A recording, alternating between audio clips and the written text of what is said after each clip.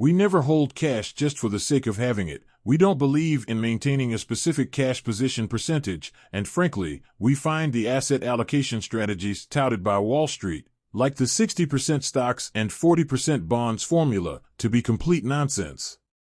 Our goal is to have our money working in solid businesses, but there are times when we can't find suitable investments, or cash unexpectedly comes in, or we sell something, leaving us with more cash than we prefer. In those cases, having 10 or 15% cash isn't ideal for us because we aim to have our money deployed productively. We become unhappy over time if cash continues to accumulate, and we will find ways to utilize it. You might find it hard to believe, but Charlie and I don't form opinions about the market because we know they wouldn't be reliable, and they might detract from the sound judgments we do make. If we believe a business is attractive, it would be foolish to hesitate simply because we are uncertain about the market's direction. We prioritize taking action on what we understand rather than gambling on market fluctuations. Moreover, we think that the concept of diversification is overvalued for those who truly understand what they're doing. Diversification serves as a safeguard against ignorance. If you want to ensure nothing goes wrong relative to the market, you can own everything. And that's a sound approach for those who lack the ability to analyze businesses. However, if you can assess and value businesses, it's irrational to spread your investments across 40 or 50 stocks. There are simply not that many exceptional businesses that a single person can fully comprehend. Investing in a top-tier business and then putting money into a less attractive one simply seems illogical to us. It's conventional wisdom, but if your aim is only to achieve average returns, it reflects a lack of understanding of the businesses you own. On a personal level, I hold only one stock, one that I know well, which gives me confidence. Do I need 28 stocks for proper diversification? Of course not. Just a few outstanding businesses can suffice for success. If you look at how fortunes were built in this country, they were not amassed through portfolios of 50 companies, but by individuals who identified and invested in exceptional businesses. Much of what is taught in modern corporate finance courses is misguided. Volatility does not equate to risk, and unfortunately, those who teach finance often don't grasp how to measure risk accurately. Beta, a volatility measure, is mathematically convenient but fundamentally flawed in assessing investment risk. For example, during the banking and farm crisis of the early 1980s, farmland prices plummeted from $2,000 to $600 an acre. Economists deemed the $600 land riskier, but that logic is absurd. Risk stems from the underlying economics of certain businesses and from a lack of understanding, not from price fluctuations. If you know the economics of the business, who you're dealing with, and that you're paying a sensible price, you're minimizing risk.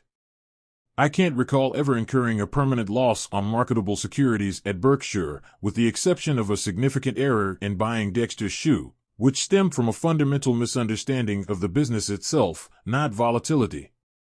Our extensive experience with securities, regardless of their beta, has shown us that measuring risk through volatility is not useful.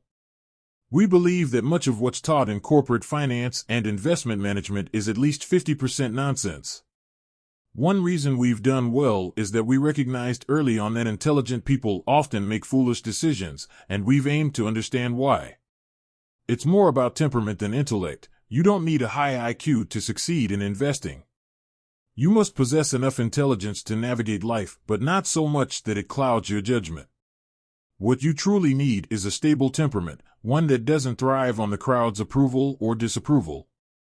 Investing requires individual thought, and as Benjamin Graham said, being right is about your facts and reasoning, not about public opinion. The most valuable investment you can make is in yourself. For instance, I advise business students to focus on improving their communication skills. If they can articulate their ideas effectively, they can enhance their value significantly, by at least 50%. Poor communication skills are akin to winking at someone in the dark. Nothing happens. Investing in your mind and body is crucial because you only get one of each in this life. Neglecting them until later means you risk squandering your potential. To minimize risk, you need to think critically. The idea of moving between asset classes, like shifting from a 60% stock allocation to 40% bonds and then back to 65% stocks, is nonsensical. Your default position should always involve short-term instruments, and you should act intelligently whenever an opportunity arises. I recently read an article about the challenges faced by Google executives after receiving a few $1 billion, and I was almost tempted to send them a sympathy card. They don't truly have problems, they are highly capable of figuring things out themselves. The real issue lies with those trying to sell them services and convincing them they have a problem. Much of the conversation around asset allocation serves to market services that people believe they need. Most professionals warning you of impending doom if you don't follow their advice are more adept at selling than at providing value. The human desire to predict the future has always existed, from kings hiring seers to modern-day experts claiming to forecast the market.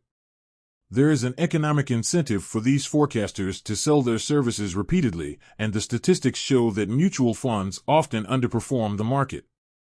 When investors constantly shuffle their money among funds, they may see their returns decline even further, leading to terrible outcomes for the average investor.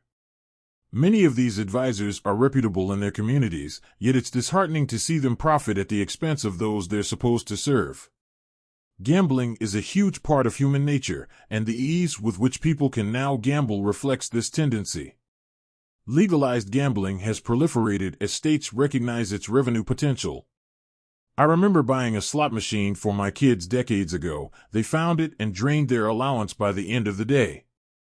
This tendency to gamble extends to the stock market, where day trading often resembles gambling. In my view, gambling serves as a tax on ignorance.